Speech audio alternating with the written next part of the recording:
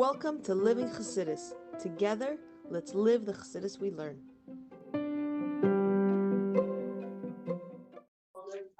Okay, welcome everybody. Hello. Hi. Yes, we're going. Okay. So I want to say today is our second Farbrengen of our Elul and Tishrei program called Systematic Avodah Initiative. The reason why it's called Systematic Avodah Initiative is because many times we come to Elul and we say, okay, let me do Avodah, let me do some tshuva. I'll be a better person. Let's finish off Elul strong. And we get busy with our day-to-day lives. So what we did is we made a system.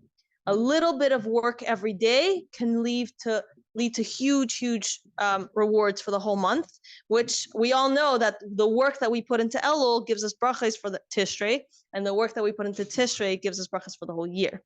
So we run a program based on 60 days. I'll scoot it into the, which is Rabbi Simon Jacobson's book, A Spiritual Guide to the High Holidays. And it has a page of reading per day. So what we did is we encourage everybody to do their daily reading and at least one journal entry. This is, we give you a journal and it is yours. It's private between you and Hashem. You don't have to share with anyone.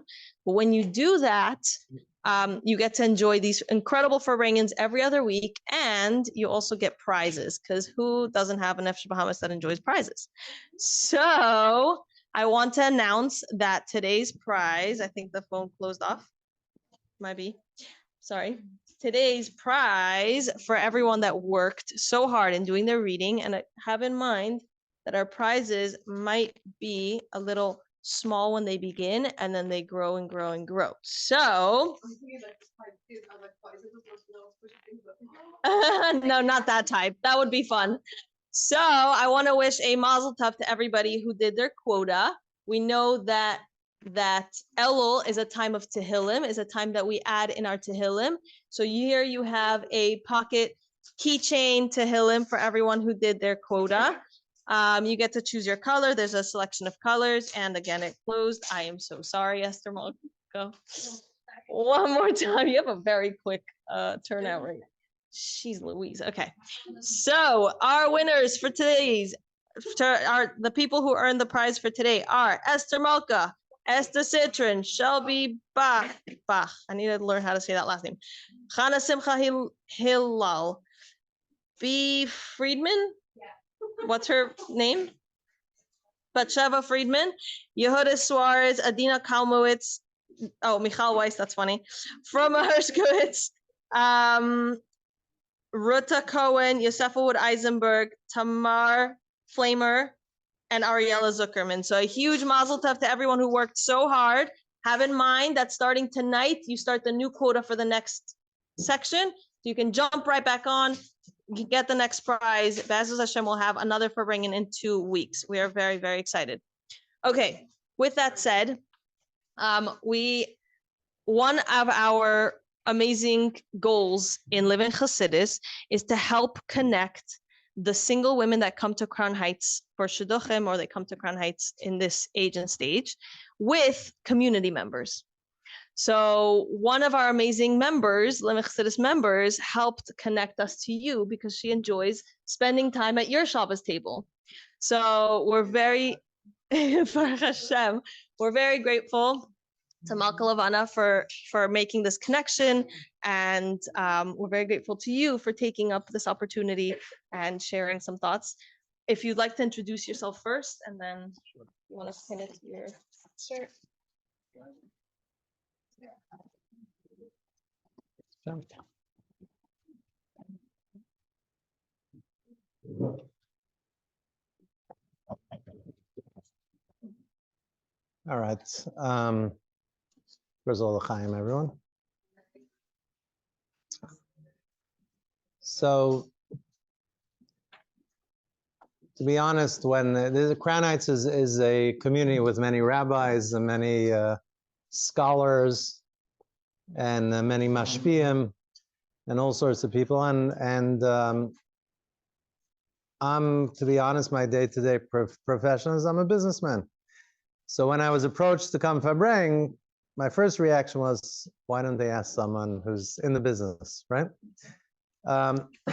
But then I thought, you know what, it's Chodesh El. And the entire concept of Chodesh El is, right, the king is in the field. What does that mean?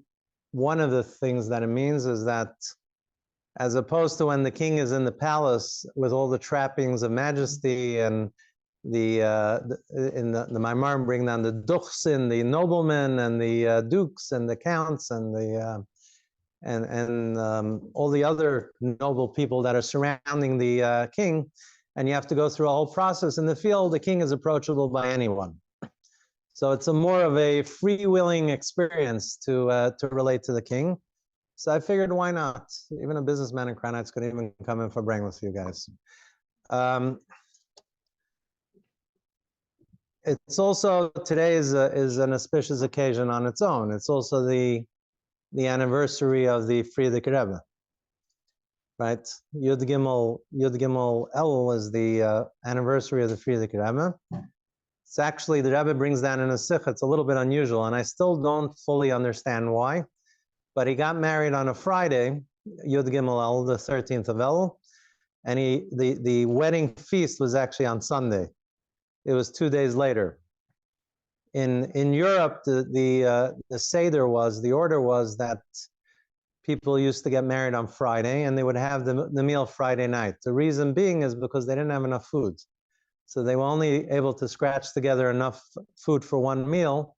So if you're going to have a wedding, you might as well kill two birds with one stone and have the Shabbos meal also. Friedrich Rebbe didn't do that. He had his wedding on, his wedding feast was on Sunday. And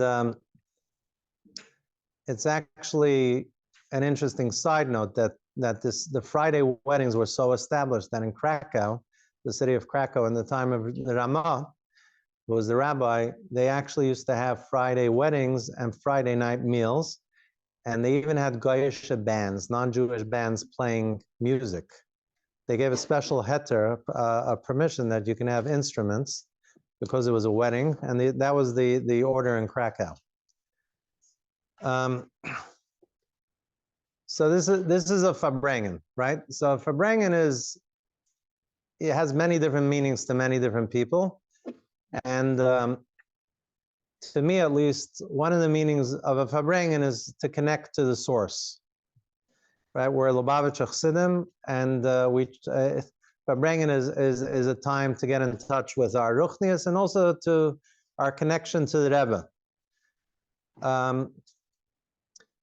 There's an interesting Gemara in Zvachim, which very few people learn. And it talks about the Mizbeach, the altar. It's an interesting thing. And if you look at all the pictures and everything, in the Mishkan had the Mizbeach HaNechoshes, and had the copper and Mizbeach.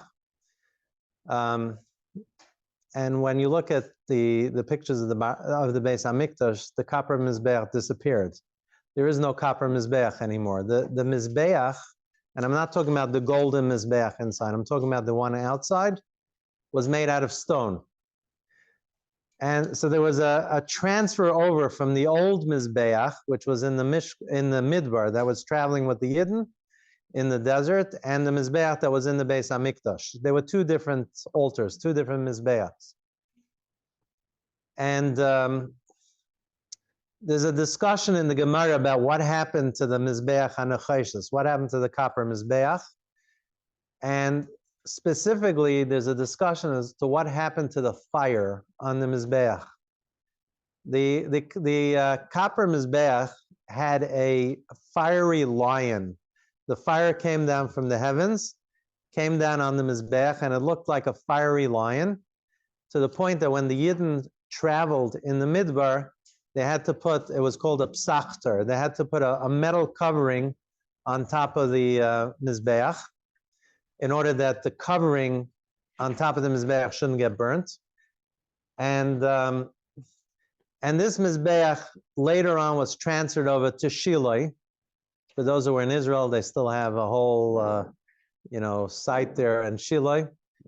And later on, they switched over to a stone Mizbeach. So the Gemara asks, at what point did the fiery lion jump from the old Mizbeach to the new Mizbeach? when did it transfer? And there's an entire discussion if it was only in the time of the Beis Hamikdash or did it transfer over in Shiloi. So there's an interesting Gemara, an interesting Rashi, and it says that, in Shiloi, there were actually two Mizbeachs. There was the Mizbeach, the new one of stone, and in the corner, there was the Mizbeach HaNechayshas. There was the copper Mizbeach, and it still had the fiery lion on top of it. And every time the Jews brought a carbon in Shiloi, they would bring a carbon, and you needed fire, so there was a flame that would shoot from the other Mizbeach, from the old Mizbeach, which was sitting in the corner. It would shoot over to the new Mizbeach, and that's how that Mizbeach used to get a fire. So I always learned that I understood it to mean that when you want to connect to our fire, to our inner fire, you still need to connect to the source. You need the old Mizbeach is still holding the fiery lion on it. You have to go back to where it all started, and you have to learn from it, and you have to study it, and so on. In our case, we're sitting in Crown Heights, and this is where everything happened. I was born here and I grew up here, and now this is another Tishrei coming, so I spent almost every single Tishrei here with the Rebbe, which was an amazing experience growing up. And I wouldn't trade it for everything. I missed one Tishrei. There was one Tishrei that I missed because as a Bacher, they sent 10 of us to Johannesburg for 2 years. The Rebbe sent 10 of us. This was in 1988, 89. And there was a Tishrei in between. And the Rebbe sent us a directive that he didn't want us to leave for Tishrei. He wanted us to stay there. Which was, I remember at the time, it was extremely strange for me because I had never been anywhere else for Tishrei. I was used to being Rosh Hashanah and Yom Kippur in 770, squashed in like a sardine into 770. But again, I wouldn't have traded it for anything else. And I remember actually the feeling of being in South Africa in that time. I at the beginning I didn't know what to do Tishrei. I wasn't really sure. We were 10 guys, and 9 of us got jobs as chazanim in shul. I wasn't a chazan. I didn't even try. I knew this is not happening.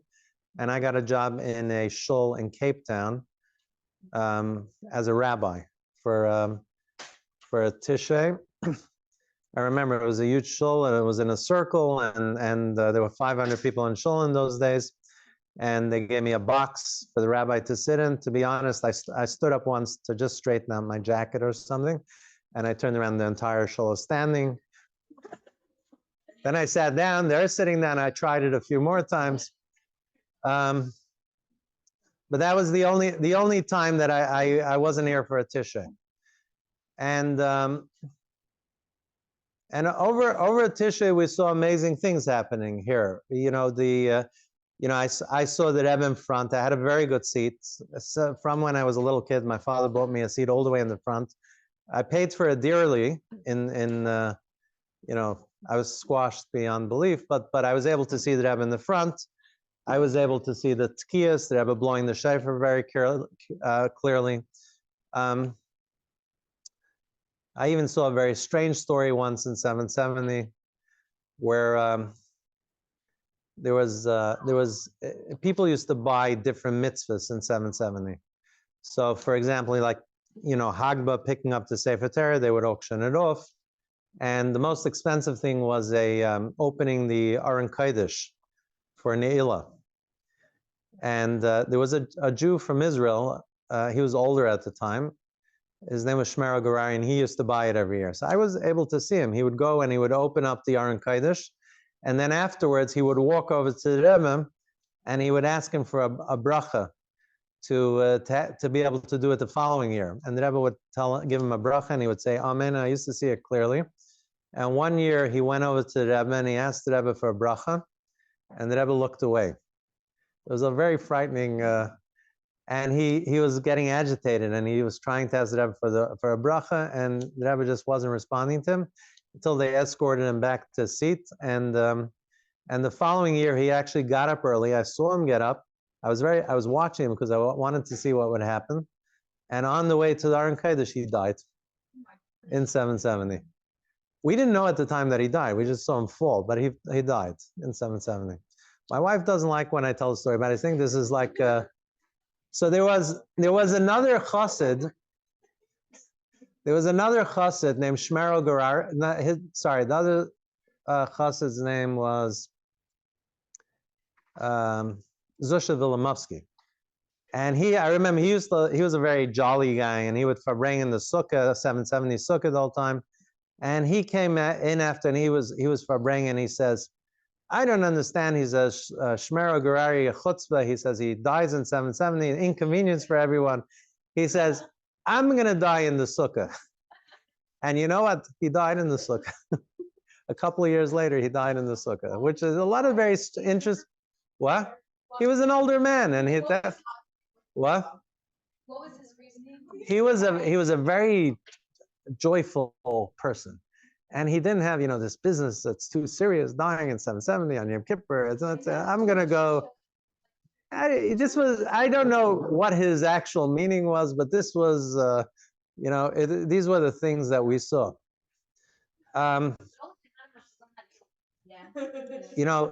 We didn't. First, I wasn't a Chaim, but people didn't know. We didn't know till later. You saw like Hatzalah run over, and we weren't sure what was happening.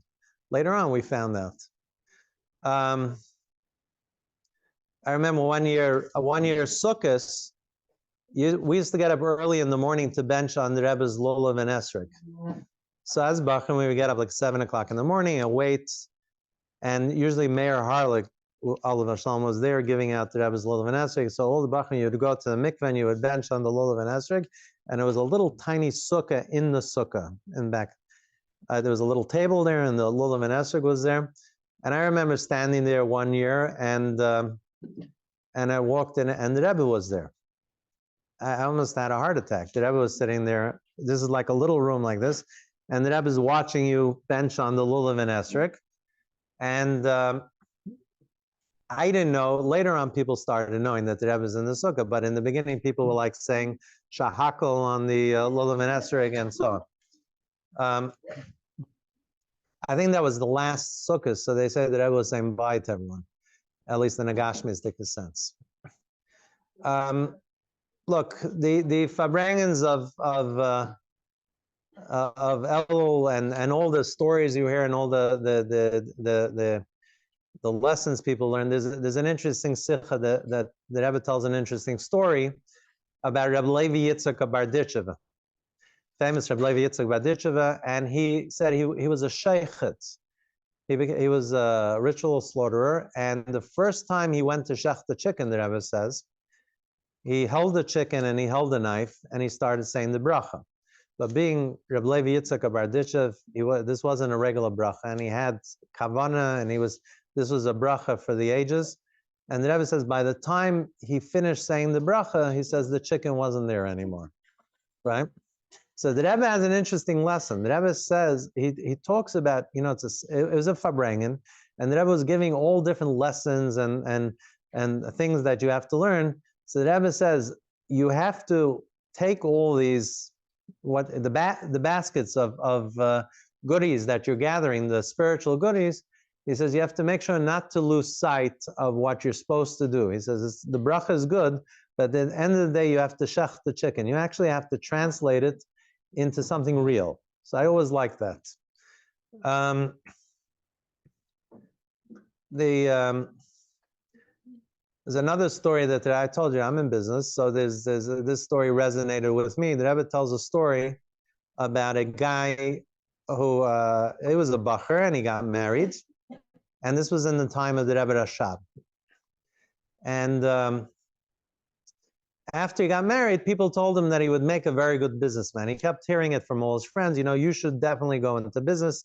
You would be a phenomenal businessman. So, being a Chassidish younger man, what did he do? He went to the Rebbe Rashab, and he asked him what to do. He said, "Look, all my friends are telling me I should be a businessman." He says, "I want to know if this is what I should do." And he says, "I have two problems.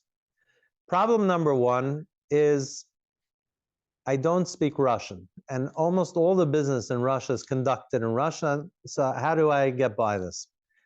Number two, he said, I have no money. So in order to do business, you have to have something to do business with.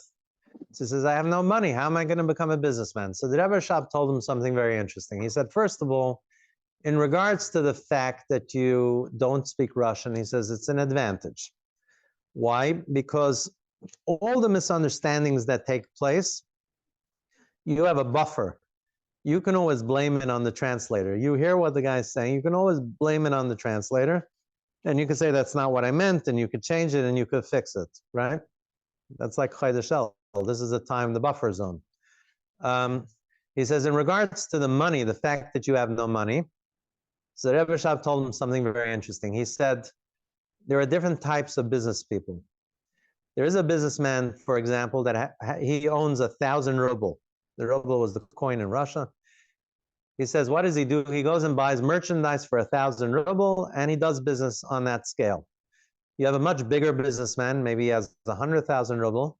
He goes out and he buys merchandise for that amount of money, and he conducts his business on a much grander scale. He says, what happens if you have no money? If you have no money, you have no limitations, because the other person is always limited to the amount of money that he has. But you, being a person without any defined limitations here, you can make the biggest business. No one's going to stop you. You can go out. So this is a lesson. It's not just for a business. It's a lesson to all of us. We have, as Yidden and as Lubavitchers, we have boundless potential, right? So when you recognize this, when you recognize that you can do anything, it's Chabad, right? The Chodesh Elul and the Maimarim explains the difference between Elul and Tishrei, right? Tishrei is, we have inspiration, you are inspired, and so on and so forth. Elul, you have to work on it. So the Maimarim asks the question, why is it called the Elul? Ani l'daidi v'daidi li. Ani l'daidi is your own work. I am to my beloved, right? Daidi li seems to refer to Tishrei. It's talking about what you get back. Now we know Elul is sarasa de l'sata, right? It's our work from below. Daidi li would be Tishrei. So why is it put into the name Elul? So it explains that Elul has this secret aspect to it, and that's the 13 attributes of mercy that are revealed.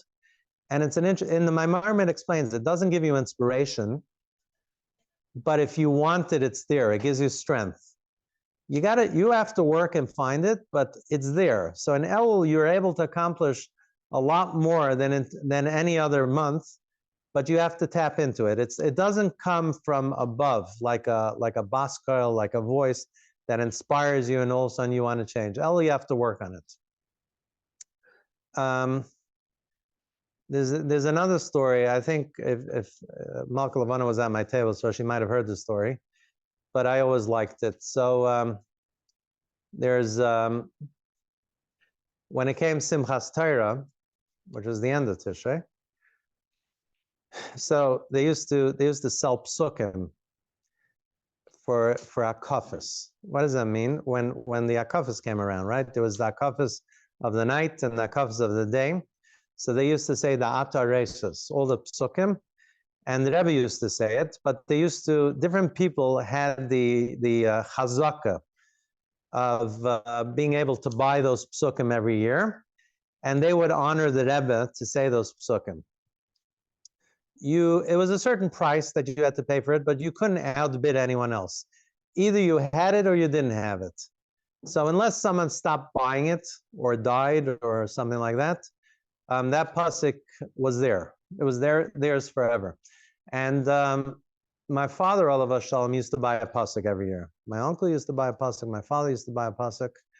And the pasuk used to go, the donation would go to the Lubavitcher Yeshiva.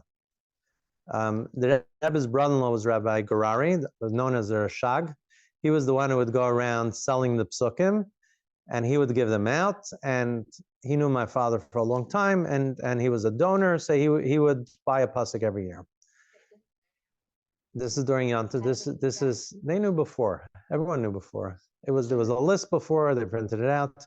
So in 770, for example, they would say, Menachem Mendel Drizin has pasuk V'inu Amarenu, and he's mechabed, he honors the Rebbe to say the pasuk. It wasn't you saying it, the Gabbai used to say it. So so one year the Rashag came to my father and he asked him if he'll give up his pasuk.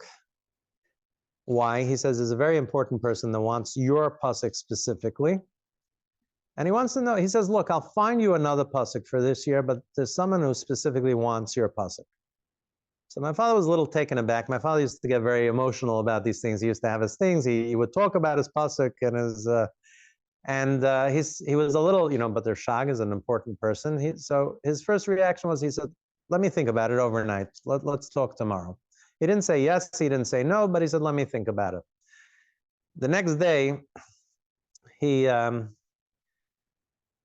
sees the Rashag again, and this is after he just came from speaking to my uncle. He had an older brother still around, Baruch Hashem, and my uncle had told him a story, and my father was the type of person, if he had a story in his head, he had to get it out to someone. If you happened to be standing there, you were going to hear that story. So he sees the Rashag, and the Rashag says, "Nu, what did you decide?" So my father starts telling him the story, right? What was the story? The story was about Baron Rothschild, famous Baron Rothschild.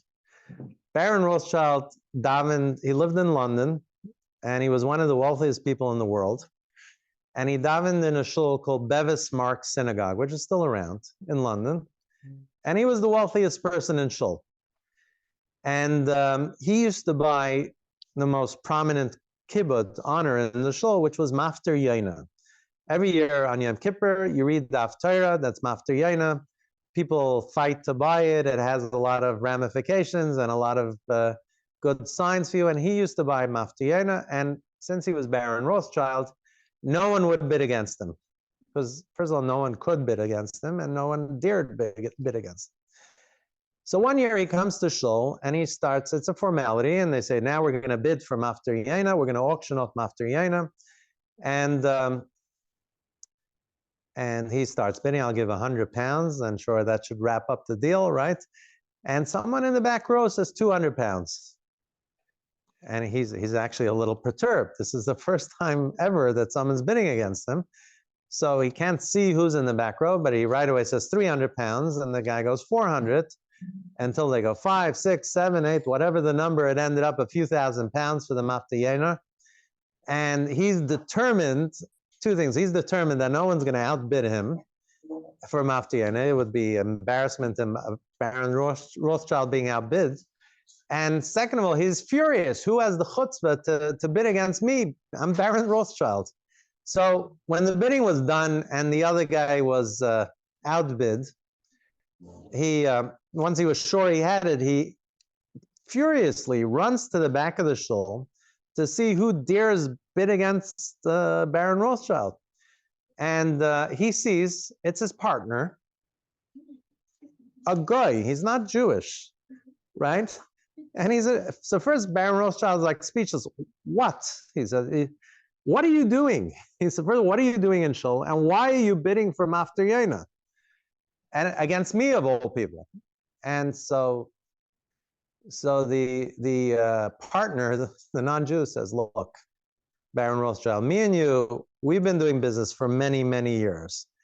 Successfully, thank God, he says. He says, I've come to one realization. He says, what's good for you is good for me, right?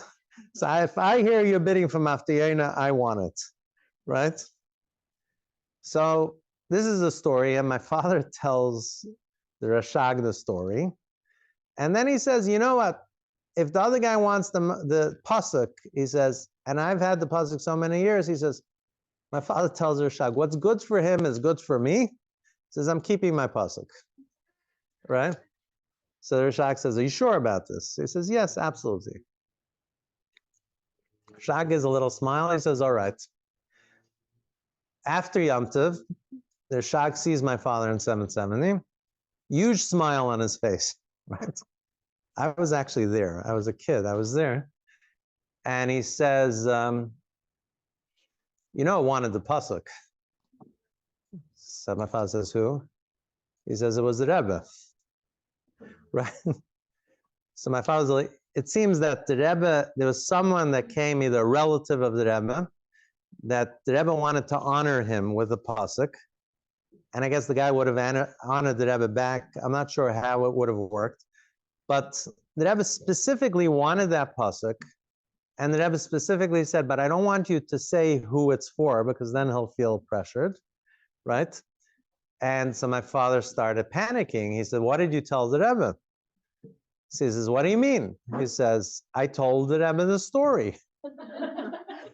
He says, which? My father didn't even remember which story. He says, which story? He says, I told him about Baron Rothschild. I told him about the guy. And I said, if it's good for you, it's good for him.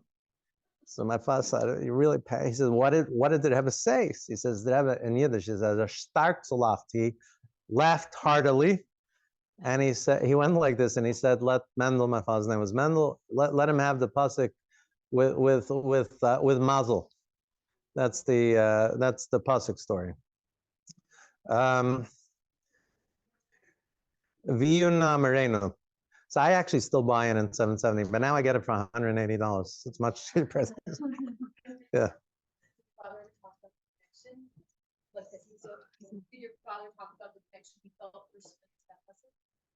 After that, you couldn't pry that pasuk away from him with, you know, he was very, very proud of it. That was his pasuk, and he, you know, but that's actually, they after he was nifta, they came to me and they asked me if I right away bought it. I said, you know, I'll take the pasuk.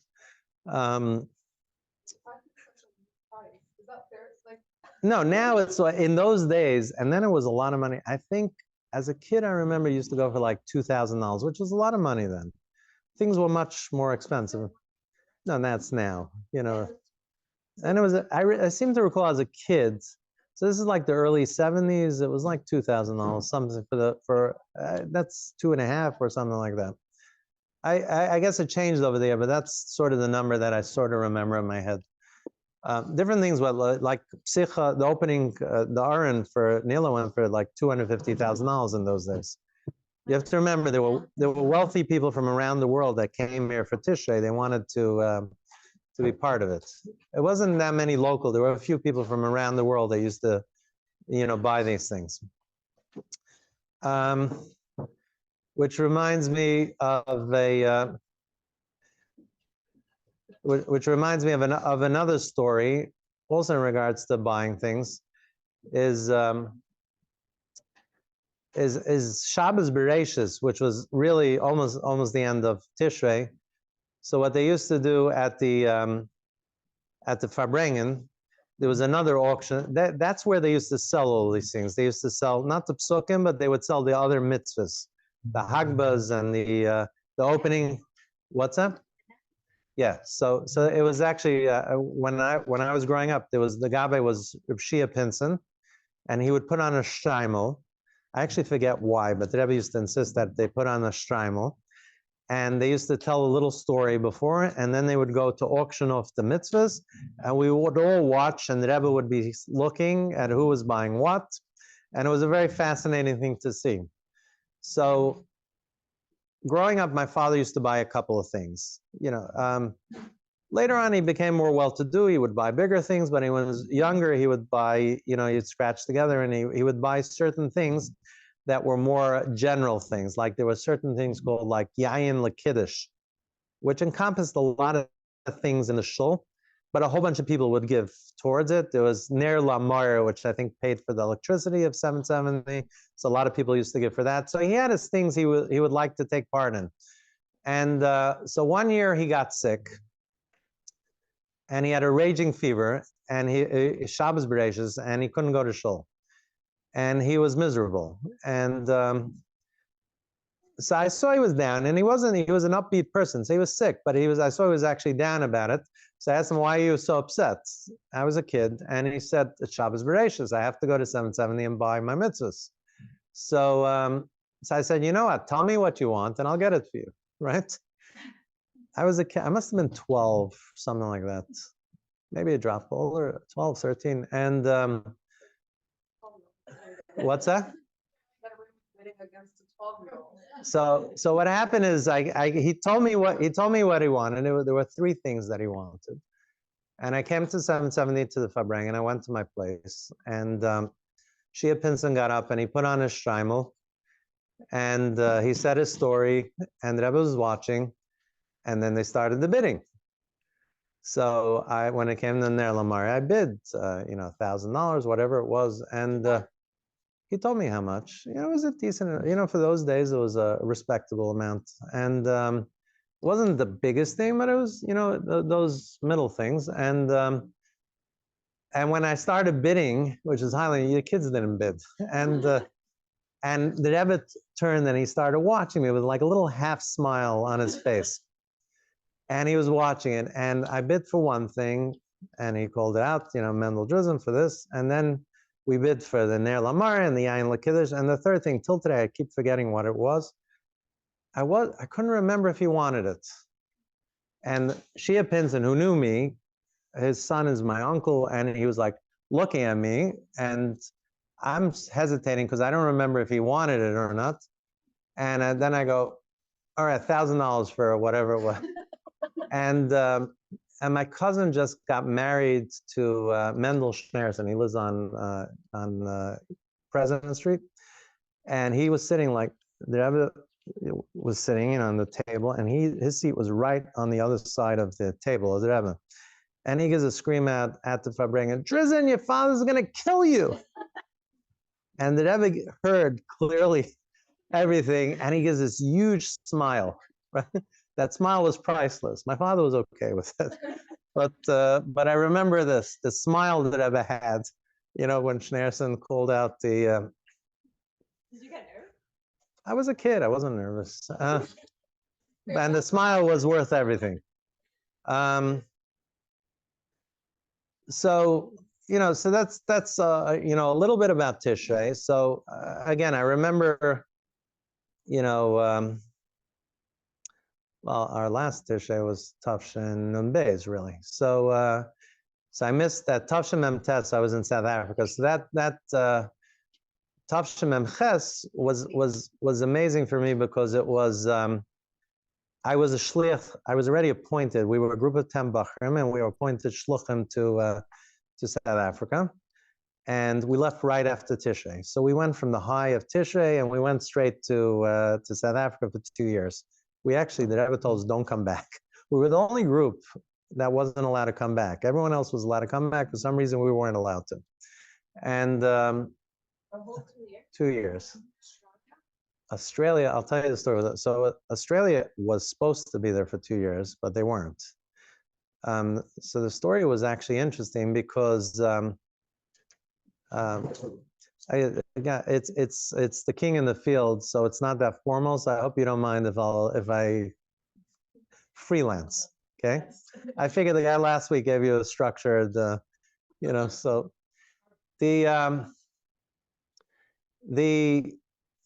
way it used to work is that there were different yeshivas that you got sent to. So we were a group of 10. Our job was to go there and lift up the yeshiva and the community. And so before you went, the normal order of things was, the elevator upstairs in 770. So you'd stand by the elevator. The Rebbe would walk out of Ma'ariv. He would tell you something like, give you a bracha, fargesundheit, hey, go. And you'd go to the airport. There were 2 yeshivas really in those days, Altera and Morristown. And both yeshivas would go to the airport. We'd dance in the airport. There was no security or anything in those days, right? The airport would have a heart attack. And we'd get up, we'd give speeches in the airport. And it was like Simchas Torah in the airport for like an hour. We'd do that. And then we'd go onto the plane and we'd leave. And so we were standing there. This was already Yud Aleph Cheshvan. So right after Tishrei, we were standing at the elevator. I remember the Rebbe walks by us, doesn't say a thing. And I thought, that's not good, right? The Rebbe goes to his room and he turns around and he says in Yiddish, he says, Rufarein the Johannesburg Kvutza, call in the Johannesburg Kvutza, the group going to Johannesburg.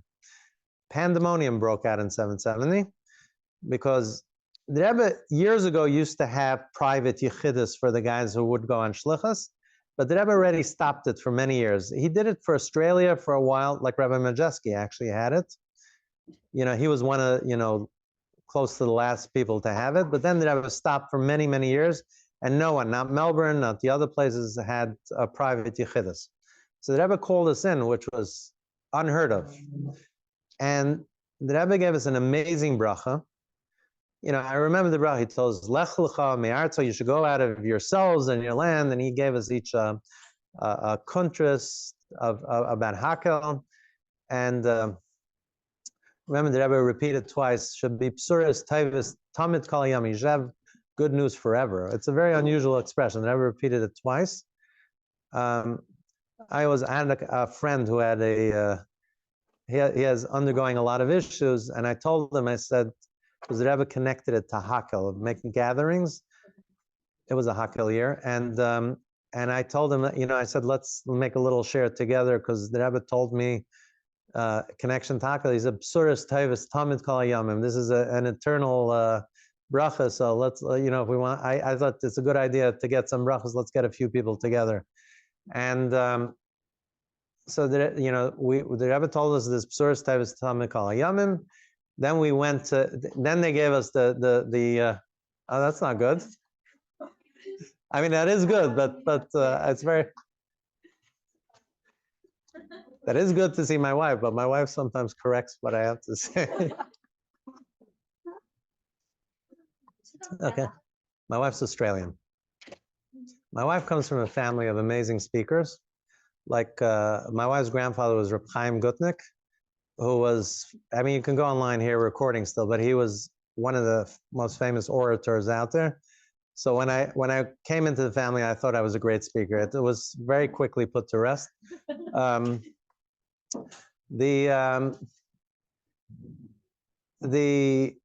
So we went to South Africa, and we got that notice that we have to stay there for 2 years. He said, Azevi Melbourne, we should be like Melbourne. And as Melbourne was supposed to stay for 2 years, we're supposed to be there for 2 years. And then we came, you know, and, you know, we were on a high, we had a yechidus and so on, which is amazing. 2 weeks later, there was, for those who follow Chabad history, there was Dida Natzach. So the first Dida Natzach happened while we were here in Morristown, actually. That was Hey Tevis.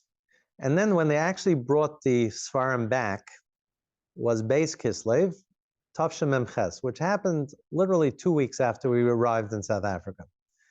So, you know, we came there, and this is 2 weeks. We barely, you know, are over our jet lag.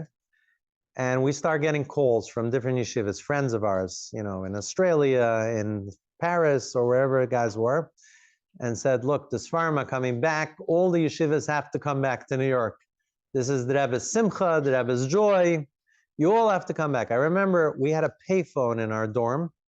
There were no cell phones. We had a payphone. So I remember picking up the payphone.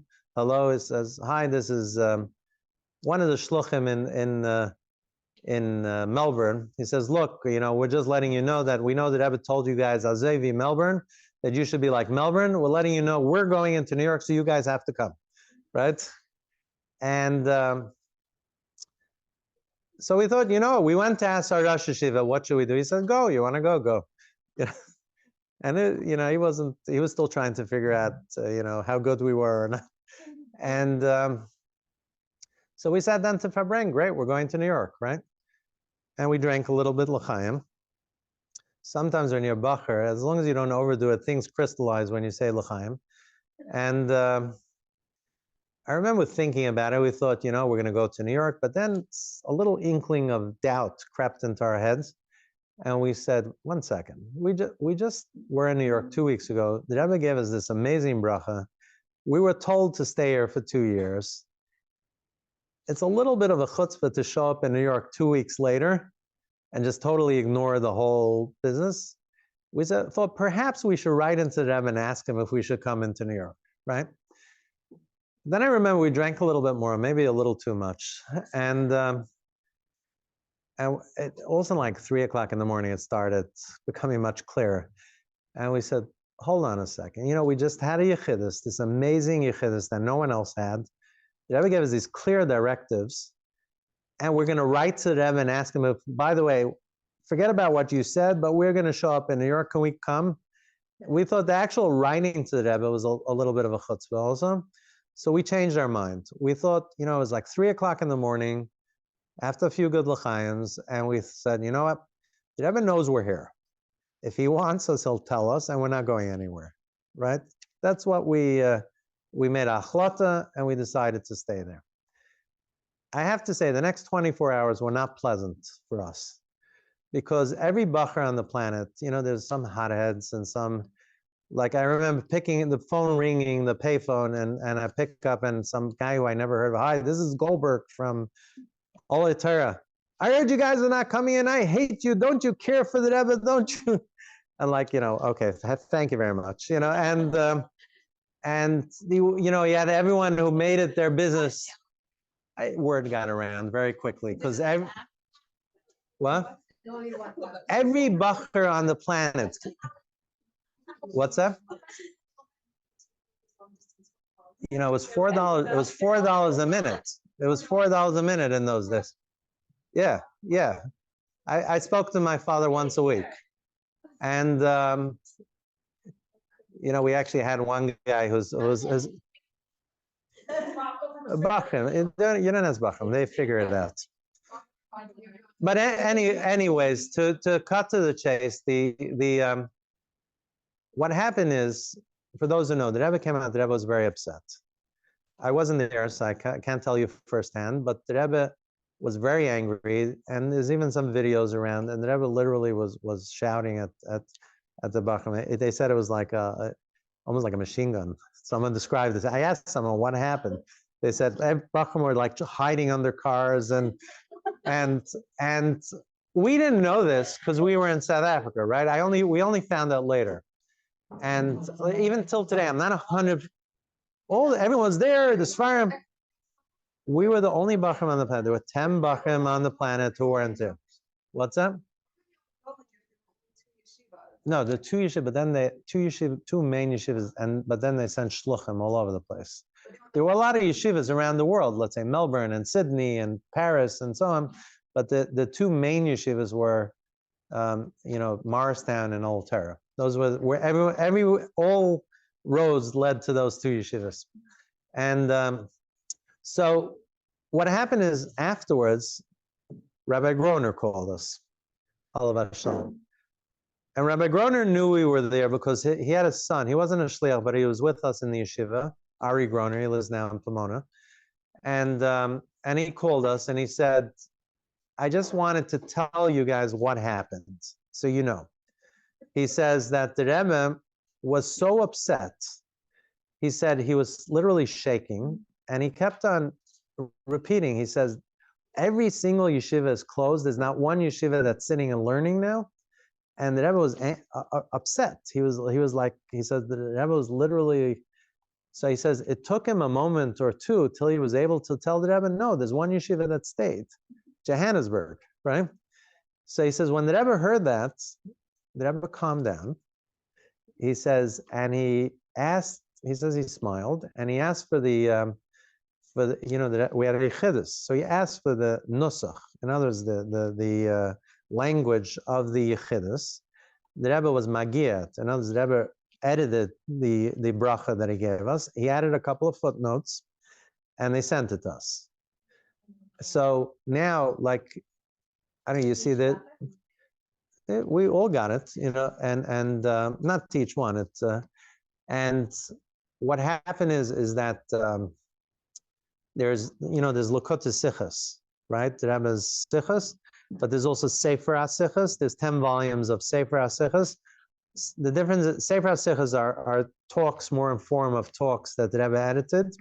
So if you look at Sefer HaSichas, you look up Tafshin Mem Ches, you know, and you look at Yud Aleph Cheshvan, you'll see Sicha, and then also you'll see the language of the bracha that the Rebbe gave to those that are going to South Africa. and you'll see the bracha that he gave us there. And that's the story behind that particular bracha, how it found its way into the Sefer HaSichos. And after that, we didn't leave for anything. People missed their sisters' weddings, people missed funerals, even at the end of 2 years, we weren't 100% sure we were supposed to come back. And but the lesson that I learned from that is that, to me at least, you have to just forget about all the noise around you and what people think is chassidish and not chassidish and not. The Rebbe usually communicated exactly what he wanted you to do in those days, and now it's in the sichos, it's in the letters, it's in the, you don't have to ask anyone. I mean, you can ask someone to help you understand it, but the Rebbe was very, very clear of what the mission was and what the what we need to do, and you don't have to. There's no reading secret messages that it's accessible to every single person. And you don't need any special knowledge to understand them more than everyone else, because the Rebbe communicated very clearly. You'll tell me till when I have, right? Because I tend to overspeak. Yeah? Which reminds me of another story, right? So after South Africa, I went to, I had the merit, I think, to go to Dnepropetrovsk. I was there for almost a half a year. What's that? Well, I had a couple of stories there, but yeah. So how did I end up there? I always wanted to go because it was my grandfather. My father was Russian. My grandfather was actually the director of the, there was the Machteres, the secret underground yeshiva network. So my grandfather ran it. My grandfather learned in Lubavitch, and he ran it from, I think, 1930 to 1935, which were the worst years. He was the director. For the reason he was the director, because the guy before him was killed after a month, and the guy after him was killed. So it was last man standing, and he ran it well. And he had amazing miracles and nisim, and the teachers that survived that amazing miracles.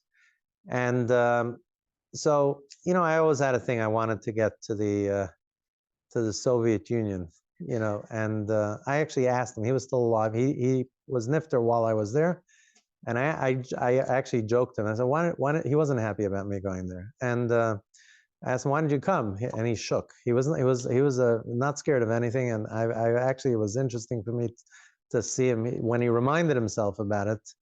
He literally shook with fear from just remembering the, what they had to put up with. And he used to sleep in the cemetery at night. There was a mausoleum there. And because they used to come arrest you at night, he figured out that the KGB would come at night, so he never came home at night. And that was one of the, he had a uncanny and mazel, like to evade capture. So what happened is that my cousin, who currently is the rabbi of Dnepropetrovsk, he's still there now, Rabbi Kamenetsky, so his mother and my father are brother and sister, and we're pretty close. So he was the shliach, but he didn't go yet. Why? Because his wife was pregnant, and she didn't want to have the baby there. She wanted to have the baby here and then go to the shlichus. So he asked me, I was in 770, I was a couple of years younger than him. He asked me to fill in until he was ready to go. So I went there, and it was an amazing thing for me because I knew it's the Rebbe's father's city, right? So technically I was running the Rebbe's father's city, which to me was an amazing thing. And I was there, I went myself, but there was a bacher from the previous group who just never left. So he hung around most of the time. And it was good for me. I liked having someone else around. But it was we were on a high because whatever we touched turned to, the city was blessed like something unbelievable. So you'd wake up in the morning, you decide that you want to have you know, a cheder. By the afternoon, you would have a building and 50 kids, and you know, this is the way it went in those days. And like I actually had. Were you at my house when that guy from Israel was there? No, so maybe there's two. I told you there's many stories, but there was a guy who ate at my house last week, and the story with him is that I was standing on the main prospect, they called it, Karl Marx Prospect, or the Avenue of Karl Marx, and I was waiting for a tram, and there was an 8-year-old child next to me, and I was standing there, I was practicing my Russian. I asked him if he's Jewish. So he told me he's Jewish, and I told him, you know, we're starting a cheder in the shul on Sunday, come and bring some friends. And I promptly forgot about him. And Sunday, I walk into the shul, and he's sitting there with 10 friends, right? By the time he left, we had 50 kids. This kid was like a dynamo. And he used to come every Sunday, and then he started coming Friday night to shul. And he was 8 years old, and he had an older sister who was 16. She was like a cooler kid, and she wasn't happy about this whole thing. And she used to come scream at me. What am I doing? I'm teaching him, you know, silly, you know, she was influenced by, and then he became totally from here. Before I left, I arranged a bris for him. I wasn't at the bris, but I arranged it. And then I left. There was no communications. This was not the story I was going to tell, but we digressed. And this was 1991. And this is right before the fall. It fell during that summer. So we still had the communists and we still had the KGB, but it was a joke. Like I knew my shadow, the KGB guy, and I was like tell him as I was coming in, when I said, "Did you write it down? I'll let you know." You know, we were friends already. There was something called glasnost, which was like it was falling apart already, and so I got, you know, years passed. I got married. In 1994, I got married, and I went to shul to daven 770, and a bacher comes over to me, and he says, "Do you recognize me?" It wasn't. It was later. I got married in 94, but it was sometime later. Like an 18-year-old bacher comes over to me, and he said, "Do you recognize me?" I said, "No," and he said, "It's me. It's Mamish, right? We called him Mamish." And why? Because he had a bris, and he called his name Menachem Mendel Shmuel. And I had an argument with my cousin because I arranged the bris. His name is Shmuel. My name is Chaim. I said Shmuel, you know, Shmuel. I mean, come on. And he started laughing. So it's fine. You know, he stayed there, so he got to name him. But what happened is he started eating at my house as a bacher. He used to come every week. And then I told him, you know, when you get married, I'll go to your wedding. So he got married in Dnepropetrovsk. So I went back for his wedding, and the amazing thing to me was that, first of all, he was totally from getting married itself was an amazing thing, but his sister, the cool kid, at the wedding, she was there, and she was totally from.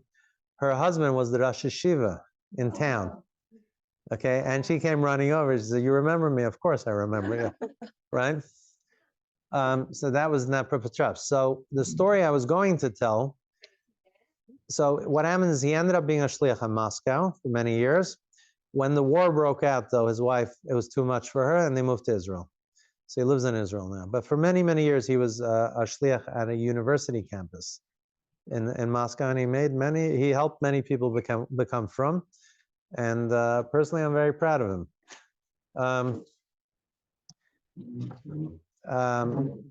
Again, you'll tell me when to end, because I don't know if it's 9 or 30, whatever. You tell me. So whatever. We're all sitting quietly. So the okay. So the story I was going to tell is when I came, we had a shul. And the shul was what the communists used to do. Dnepropetrovsk in its heyday had 43 shuls.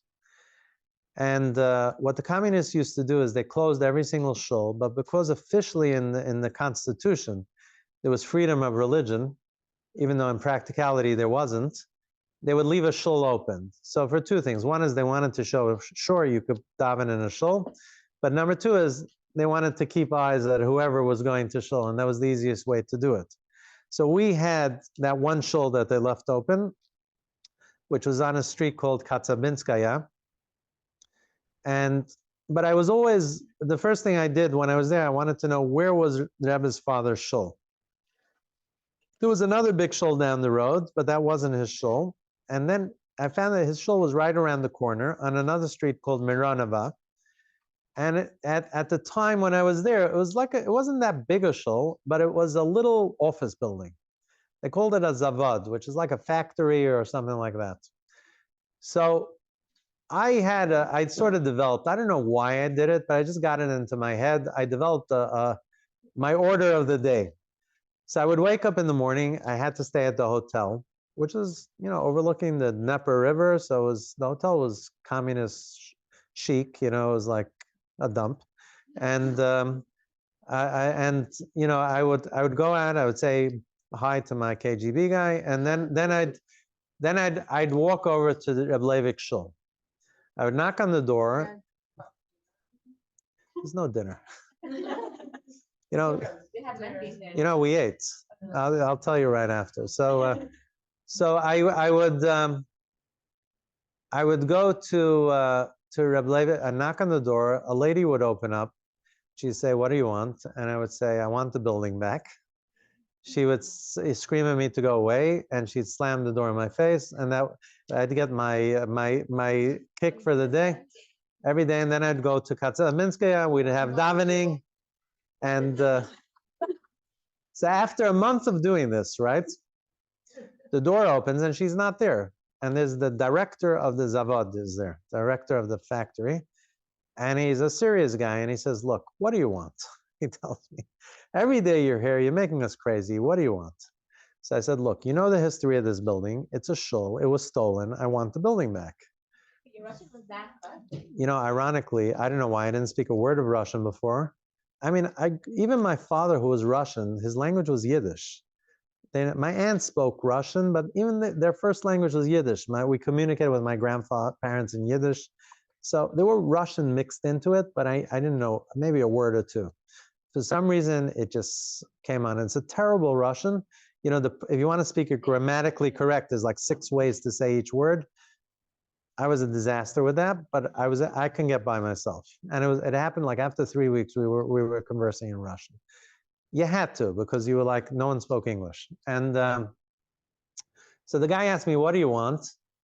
So I said, "I want the building." So he says, "Look, bring me $40,000 and you can have the building." Now, just to give you an idea, in those days, for $40,000, I could have probably bought the city hall of Dnepropetrovsk. People were selling. It was like a free for all. People were selling. You wanted to buy a MiG, you can buy a MiG. You want whatever you wanted, you could buy. I flew first class from Leningrad to Tashkent for like $2. It was like the whole currency collapsed, and we were just, money wasn't an issue, but $40,000 I didn't have, and so I was all excited. Forget about the fact that I had no idea where I was going to get $40,000. I figure, I'll worry about that later. So I wrote to the Rebbe, and I thought the Rebbe would be really, really pleased, right? His father's shul, you can give it back, we can reopen it. I said, we have an opportunity to get the shul back for $40,000. So I got an answer from the Rebbe, and the Rebbe said, if you have $40,000, and I didn't. If you have $40,000, use it for Miftzayim. So, which was, to me, it was an eye-opener, because not that, look, we got the shul back much later for free, but that wasn't the point. I think the Rebbe wanted to set priorities. It's not nice to get the shul, but right now there was, I thought at the time we were amazing. There were Bali Chuvas, there were yeshivas, there was a girls' seminary, there was, bris milas we were doing, and so on. I thought it was amazing, but looking back now, I actually feel bad. Like we could have done 100 times as much. It was a moment in time that you had to just grab whatever you could, and I think that was the message that the Rebbe gave to me there. Just you have to do what you have to do. You don't get sidetracked on, even if they're important sidetrack issues. So this is, I guess, also a lesson for this time. You know where you find yourself at that moment. Is everyone knows where they can go, and that's that. Problem is, I can go on for hours. I don't. What? I'll give you one last story. What?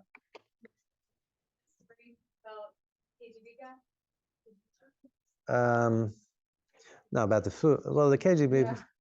Yeah. The KGB guy, by the way, at the end, he brought the picture of, there's a picture of the Rebbe's father. So that picture, I found it. How did I find it? It's a mugshot. There's a front profile and a side profile, which none of you have seen, and it's without a yarmulke, and there's a dungeon in the back. And the reason I have it is because the KGB guy walked into the yeshiva one day, the shul, and he put it down. He says, "I have a present for you." He took it out. He took it out of the file. He said, "In Russian, Ominyayas Padarek," and he says, "I have a present for you." And he puts it down, and my eyes popped out of its head. And that's the story behind the picture. About what we ate is nothing. We had I didn't eat meat for over 4 months. And we had noodles, cases and cases of noodles, and hard cheese. So that was breakfast, lunch, and supper. What's that? Before the Kamenetsky's came out, didn't you ever give them like advice of like plant potatoes in the summertime? I don't know about that.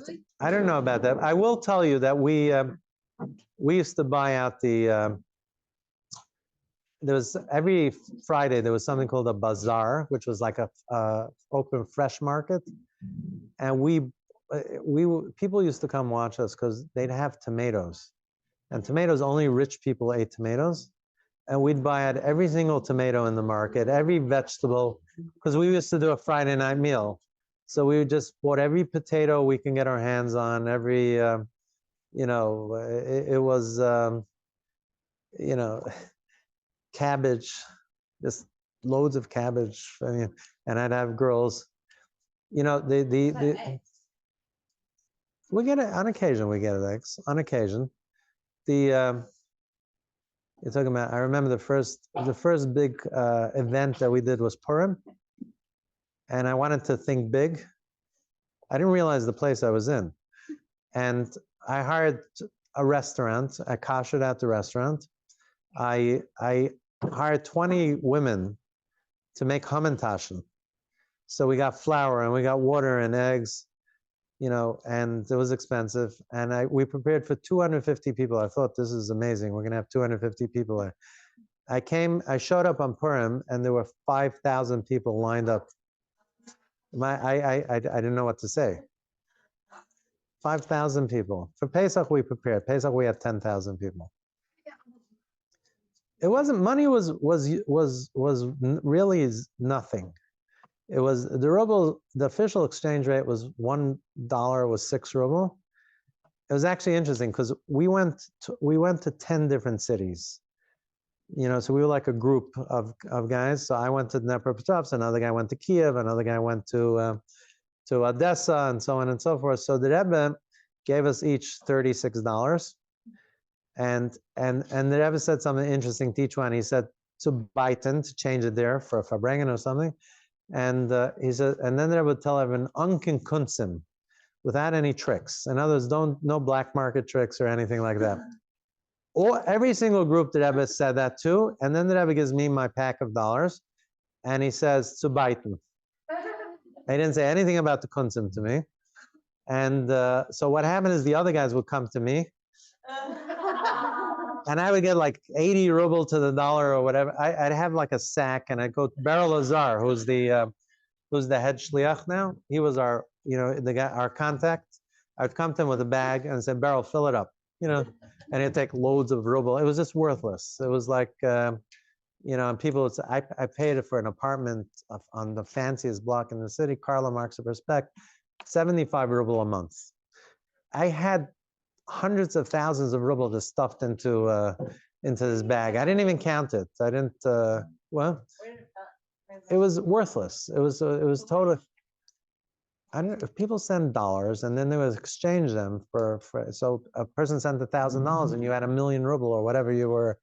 Yeah, it was just the currency collapsed. It was totally worthless, which was great. So we didn't have money issues. So it was just a matter of how much could you do and how fast could you do it. All right. Look, I could be here all night, but you guys have to wrap at one point. So I'll give you one final story. So that was this bacher, this this mamish. Okay, I don't want to overburden you. If you guys don't mind, okay. So I'm gonna take. We tried to take. Yeah. Are you up for? What? I'm fine. What? Oh, okay. I was gonna tell her something, but it's fine. Okay. We take a selfie, a group photo with our speaker. Is it Sure. okay if we take that? Sure. And then you guys can, whoever wants to stay, stay. Hi, Feg. You guys Okay, are how many more allowed. stories can I? Yeah. Would you like this doing that? Sure. 1, 2, 3. 1, 2, 3. Yay! Thank you. Okay. Okay, so I think those are your stories. I love the stories. all right, so I'll tell a story that Peggy, you don't have to. Do you want to come join? Okay, that's fine. Oh, okay. What's that? It's fine. We're good. We're married 30-something years.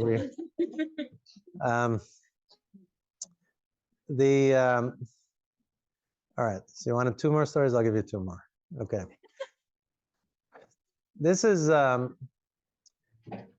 this is an interesting story, and you've probably heard this one. This story happened recently. You know. So unfortunately, the last couple of years, like I would say, the pays have been personally a little bit of a wipeout for me. So I'm hoping for pay hay is a much better year. You know, my father was nifter, my mother was nifter. So my mother got she got very sick very quickly. She had yana machla and she was nifter.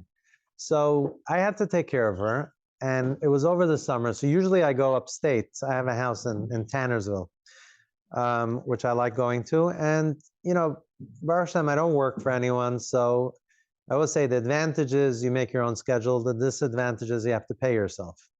But you know, if in the summer, usually I'll go up Thursday, I'll come back Monday, you know, whenever, you know. And but since my mother wasn't well, I spent a lot of time, unfortunately, with her and with the hospitals and so on.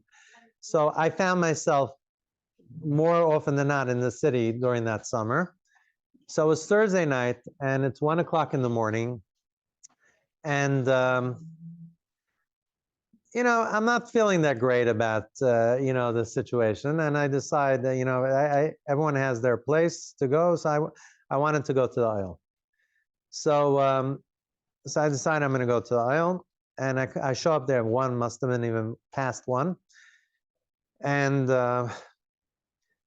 and I see there's a couple of people there, which always amazes me, that no matter what time of day you go, you're always going to run into a few people. And I see an obvious Chassidish guy, right? Long payas, the whole business. And it's 1 o'clock in the morning. So I ask him, you know, where are you from? So he tells me he's from Lakewood. So this is 1 o'clock in the morning. It's going to take him an hour and a half to get home, at least. And so I asked him, what are you doing here at 1 o'clock in the morning? I said, I'm a Lubavitcher. I said, I don't need an excuse to be here, but what are you doing here? So he starts telling me his life story. And so his life story is as follows. He says that his mother, who's in her 80s at the time, so this was 2 years ago, right? 2 summers ago. He says she was once married to someone. There's a Zirkin family in Crown Heights, so that evidently there was another brother. I didn't know him because he died when I was young.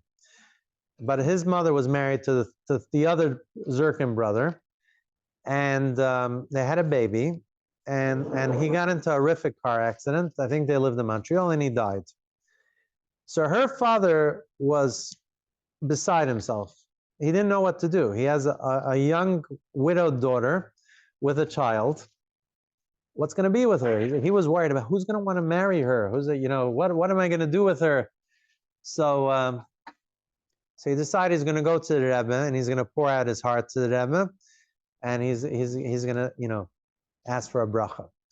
So he comes down to Brooklyn, he comes to Crown Heights, and he's waiting for Yechidus. And he comes into the Rebbe and he starts crying. And he tells the Rebbe, look, my daughter is newly widowed and her husband died in this horrible car accident and she has a baby. What's going to be with her? He says, who's going to want to marry her? A woman with a baby, right? So the Rebbe tells him, Daigenisht, don't worry. The chassan is shein da. The chassan is already here. So he thinks maybe the Rebbe doesn't understand the problem, right? So he starts, let me explain to you. He tells the Rebbe, my daughter's husband was in this horrible car accident and she's widowed and she has a baby, and it's hard enough to get married when you're not widowed and having a baby, and now no one's going to want to marry her. So the Rebbe stops him again and he says, Daigenisht, don't worry, the chassan is shein da. The chassan is already here. He walks out of that yichud, is totally confused. He has no idea what this is. Maybe there's some weird way that the Lubavitcher Rebbe gives a bracha, but he has no idea what this is all about, and he's not feeling great about it, right? The next guy to come into yichudus, usually you didn't know who the next guy was, right? In this instance, everyone knew. Why? I'm going to date myself on this one, but there used to be a television show. Most people in Crown Heights don't have televisions. Chatay, Ani Masker, we had a television, and which black and white television that showed 3.5 things on it. Yeah, it is. It actually is. And so there was a show that was a major hit. It was called Mission Impossible. Later on, they made a movie. There was a television show called Mission Impossible, and there were 2 stars of this television show. One guy's name was Stephen Hill, and the other guy's name was Landau. I forget his first name. And they were both Jewish, secular Jews, but it was huge. It was one of the big. The whole country knew Mission Impossible. The whole country knew these 2 movie stars or television stars, whatever you call them. And Stephen Hill somehow got turned on about his Yiddishkeit. He saw a picture of one of the Rebbes, and he decided he needs to start exploring his Judaism. It was actually not. It was one, I think, I forget, one with Chernobyl or something like that. And Stephen Hill decided to start exploring his Yiddishkeit. So where does he go? The first stop he goes, he heard of the Lubavitcher Rebbe, and he decided he's coming for Yechidus. So 770 was on wheels. Stephen Hill's here, right? This is like, I don't know, who's the big movie star today? He shows up in 770. This is, and the whole place is talking about Stephen Hill being there, right? The ones with the televisions, the ones who say they don't have televisions, right?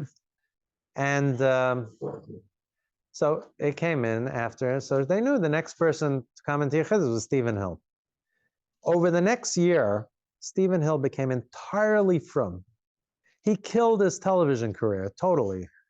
I think he starred later in like Law and Order or something, but that's it. It went, because most of the shooting is on Shabbos. And once he became Shemesh Shabbos, and he grew a beard, he had a bekisha, and what? Yeah, he lived in Muncie, and he had 9 kids. Now, after a year, he's totally frum. Guess what? Someone suggests a shidduch for him. Who is it? This girl. This widow with a baby. They suggest a shidduch, and he marries her. So he had the 9 kids. He had the 9 kids with this girl. Okay. So when the Rebbe said don't worry, the chassan is shein da, the Rebbe actually meant the chassan is right there, because he was right there. And the guy I met at the oil, the guy from Lakewood, who was there at 1 o'clock in the morning, was Stephen Hill's youngest son, right? There's another one, I don't know, there's a kid's tape, Rebbe Hill. That's another kid, right? That's another kid.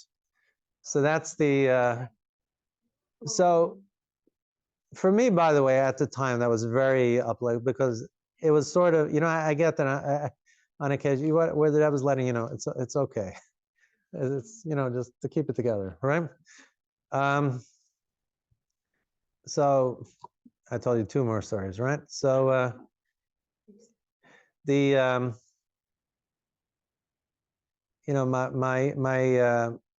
parents owned the house on Crown Street.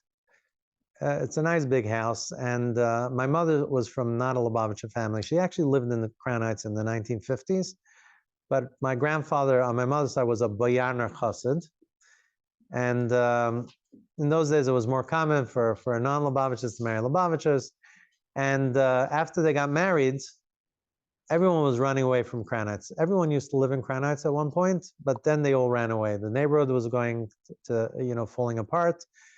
I remember even as a kid growing up, we were like, okay, bye, see you later. We were like the only people left here. And what's that? The Rebbe saved Crown Heights. I mean, literally, the Lubavitcher people were only, we were the only ones left. All these other shuls that you see is because the ones that we were able to save. And, I had across the street from my house, I had a functioning Aguda shul, which had maybe 200 people. Within 5 years, they were gone. And yeah, it was like a ridiculous phase in New York Jewish history where one black person would move in and, all neighborhood, Brownsville was a little before my time, but Brownsville, East New York, then East Flatbush was a Jewish neighborhood, disappeared. Now it's coming back, ironically. So they ran to Flatbush. Now Flatbush has the problem. They're all running away from Flatbush because they're going to Lakewood.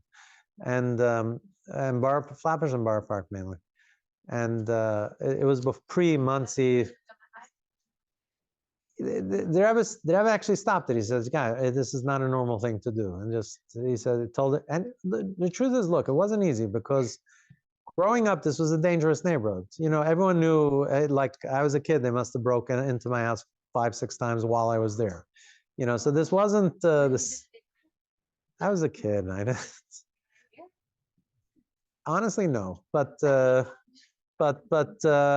was a little kid. Window pops open, big black guy in the window, and I walk out. I remember once my father in the sukkah, and he got panicked. He grabbed a knife and ran to the. But I was a kid. I was like, okay, there's a big black guy in my window. And the guy didn't know. He didn't expect a kid there either. So. But it must have happened at least 5 times. And so this was, so my mother didn't want us, after I got married, she didn't want to stay in Crown Heights. And my father really wanted to be here, Farbrengens and everything. So they made a compromise. So East Flatbush in those days was a very vibrant Jewish community, and it was walking distance. And there was a shul there, Rabbi Bukit shul, was a Lubavitch shul. It was actually the first Lubavitch yeshiva. In 1940, when they opened the Lubavitch Yeshiva in America, it was in Rabbi Bukit shul in East Flatbush, was unfortunately was sold now, but it's a pity because now it would have been a functioning shul. They missed it by 10 years. And so they rented a house in East Flatbush, and my father used to walk in for Farbrengens every Shabbos. But he really wanted to move back to Crown Heights. So this house came up for sale, and my father shows my mother the house and says, "Look, this house is for sale." So my mother said it was a beautiful house, a very big house, detached. So my mother said, "You know what? If you buy that house, I'll consider moving back to Crown Heights." Right? So my father was all excited. He right away went to the Rebbe to ask him if he should buy the house. He had 2 problems. One is that in those days, a house like that should have cost $35,000.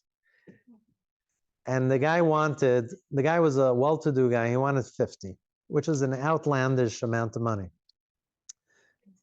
The other $4 million house. No, yeah, exactly.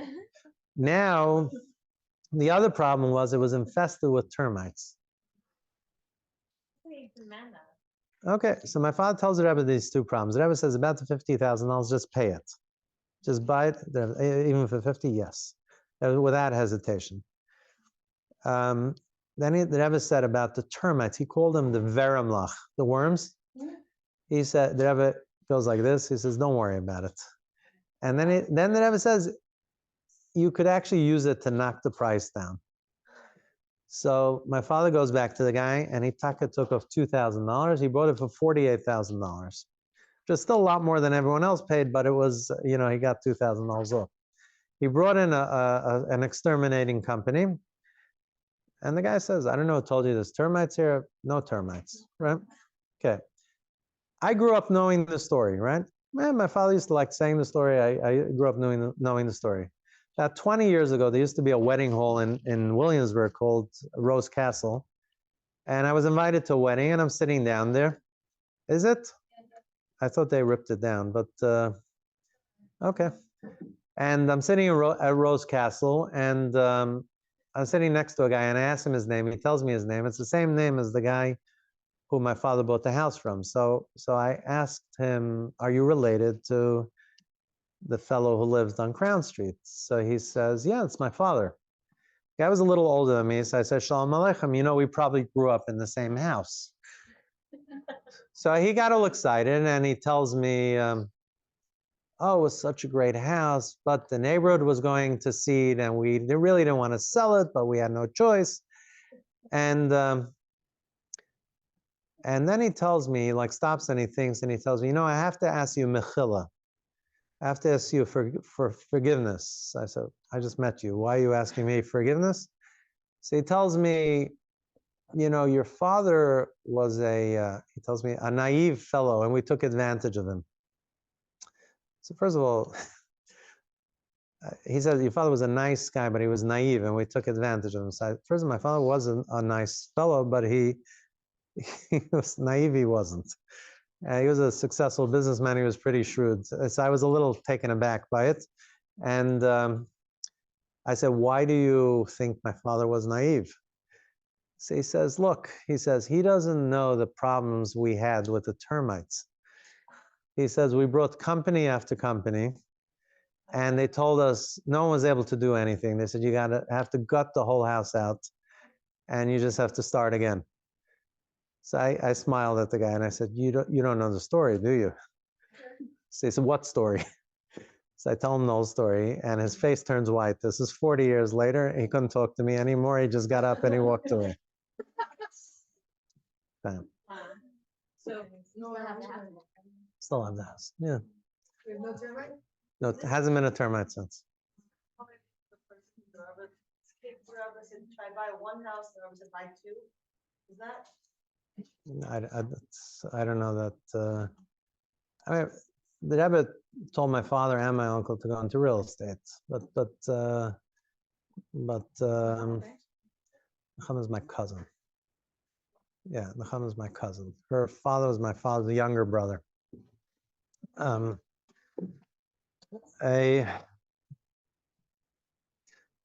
right. Thank you so much. Okay. So I'll talk that one person more. All right, Zygazins. Well.